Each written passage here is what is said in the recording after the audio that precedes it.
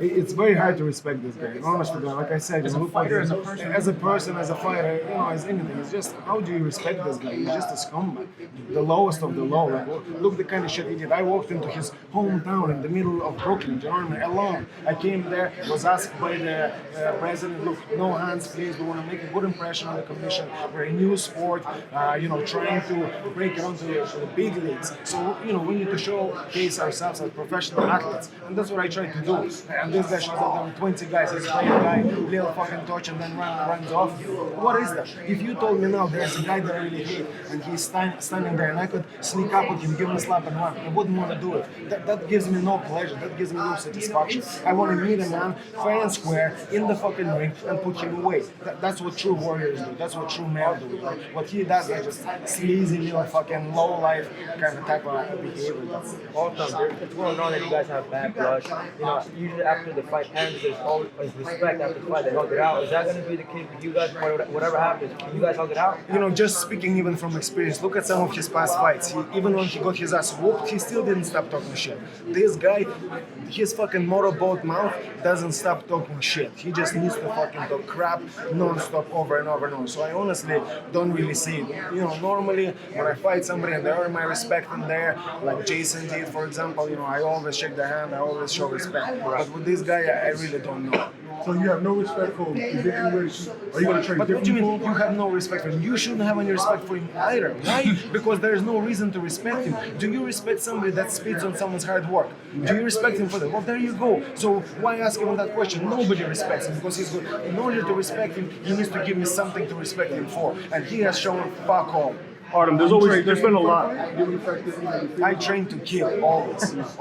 Artem, there's always been a lot of, I would say, disagreement between MMA fans and boxing fans. Do you think that this helps to create a bigger divide between the fans, and do you feel that it should be that way? I'm sure you respect boxers. I'm sure boxers respect you. Do you think that this should become an MMA versus boxing thing?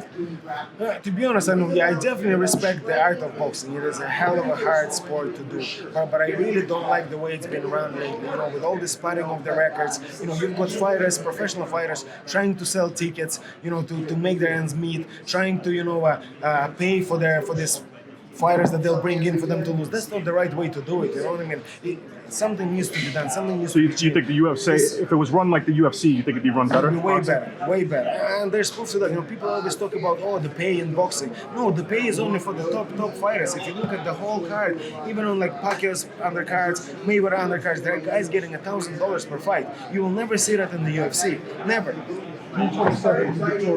Will you give him a rematch? Money talks.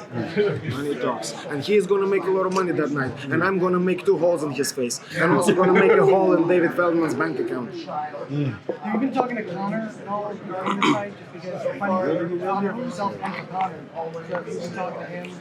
Yeah, absolutely. We've talked about it already many times before, even when all that shit was going on with him being there and after the sparring. Like, it's nothing to talk about. He is dog shit.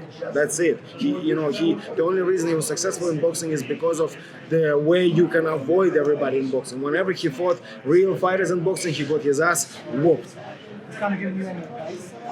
Yeah, certainly. We always, talk. We always discuss fights. This is what we do. This is our life. So of course, there is a lot of fight talk between us always on a daily basis. Hey, just want to ask, when it came to training in MMA and bare-knuckle, was there anything different that, when it came to the proper training, seeing the fact that your hands are more exposed? Was there a different resting period? What was the whole process? Well, my hands are more exposed. That's for my opponents to worry about. I don't give a fuck about covering up his bad boys. I've never used to rub my hands, not in any fights, not when I spar, not when I hit the bag. I don't rub his bad boys ever. And why would you? Look at these clatters. They don't look pretty, but they sure do a lot of damage. Do you have any favorite boxers currently?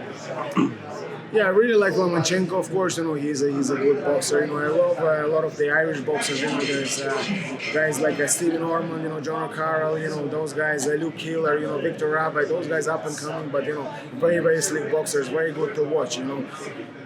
I saw Connor talk about the Deontay Wilder knockout on Twitter. Did you get a chance to see it? And what did Yeah, you I think seen about it. It was impressive. But we already knew the guy has incredible power. We knew that. I want to see him do that now with the guys, at the top, the top guys. That's what we all want to see. So why not do it? Let's fucking do it. Let's go. And I'm sure they themselves want to do it as well. When you're a competitive, boxer, competitive person, you want to compete with the best. You don't want to wonder whether you are the best. You want to find out whether you are the best. And there's only one way to do it. Was there any Paulie fight that you watched that was impressive to you? Maybe Miguel Cotto? I don't know, like I said, I thought maybe he's somewhat of a tough guy, but no, he just hides behind the fucking gloves. And now he has no gloves to hide behind.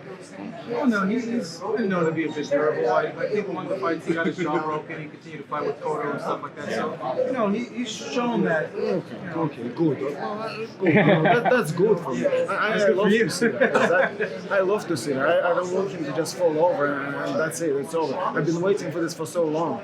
Do you know what I mean? I want it to be a proper demolition job.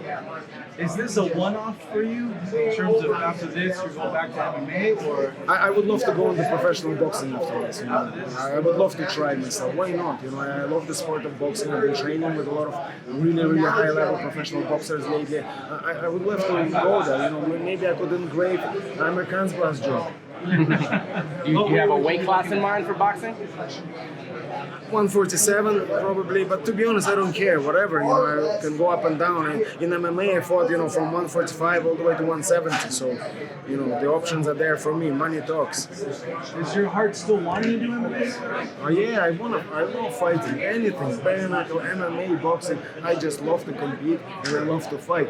If the right offer comes, then of course I will be going to MMA. What's harder? All are hard in its own way, but I think the training camp I found for MMA was a lot harder just on the body. You're all sore all over the body. I found it a bit harder, but to be honest, all of them are really, really hard. It's hard to train. You have to train. You have to be living in the gym, and that's not easy. Anything different from sparring? Like from the difference between MMA sparring and boxing sparring and bare knuckle? For sparring, I've been kind of boxing more than anything. Of course, you have to account for the glove size, but I have my experience from MMA, and MMA gloves are basically like bare knuckle. So you have to work around it, but it's been good. The main thing for me when I spar is to have competitive sparring. I don't want it easy. If I spar somebody and it's too easy, I don't want to spar that person no more because I'm not growing. I want to be getting my ass whooped because that's the only way to do it. If you're not getting your ass whooped in training, you will sure get your ass whooped in fighting. How did you prep for this fight? That are a little slick, do a lot of the finish up on the first one? Yeah, I'm due to spar actually. John Evan, I was kind enough to reach out, offer me some sparring. He's an Olympic medalist. He's a pro at the moment, 12-0. He's smaller, he's faster. He will give me that, boxing speed, boxing movement. So yeah, I look forward. I have plenty of guys to spar. That's one thing.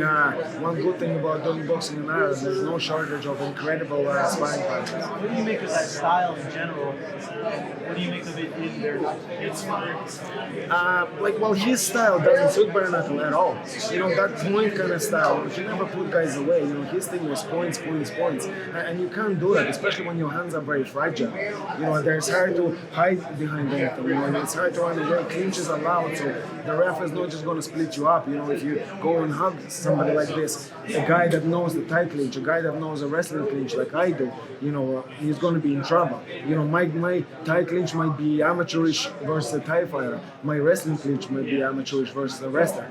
But I am an expert versus this guy who's never wrestled, has never been in a Thai fight. I'm an expert there, and I'm looking forward to using my advantages. How did you train for this fight? If you want, like I always say, if you want to be a good dancer, you have to dance a lot. And if you want to be a good fighter, you have to fight a lot. So I want to be a good fighter. That's how I train. I fight, and then I fight some more. Were you there when McGregor sparred with Malignaggi? What can you tell us about that session? Malignaggi got his ass whooped, and that's it. Got dropped, his face was red. That's it. I've talked about it a million times. There's very little to say. He offered no offense, didn't land anything. crap. Malignaggi claimed that the video was edited to favor McGregor. So what's your reaction to that? What do you have to say about that? What, sorry? Malignaggi said that the video was edited to favor McGregor, so he's basically saying Man, it's gonna be some fucking edit job. Like there was the last version I've seen released was very, very long. You know what I mean? So even just to go by that, you can see what was happening in there. You can see after the spar, Conor's face didn't lie. There's not a mark on him, and Malignaggi's face was all red. So, you know what I mean? Was that photoshopped? What's he gonna say now? Is there a boxer besides Malignaggi that you would like out there? I know you mentioned Amir Khan briefly. Yeah, I mean, if you're gonna really, keep training, why not, like the Mexicans have always been known as, the toughest boxers, in the sport. They've got that, heart, the mentality. It would be a dream come true to face, any one of them. You know what I mean? Of course, I have to make my way into boxing first, break into it and see. But a good maybe a start fight with someone like Ryan Garcia. Why not? He's only up and comer. He needs the publicity. He needs, kind of the bigger step, but not quite, there to take on the best of the best just yet. So it could be a good fight. Why not? I'm open for offers. I'm open for any challenge. I'm here to fight. I'm here to prove myself. And there's only one way you can earn a boxer's respect. That's in the ring. So I'm here to do that.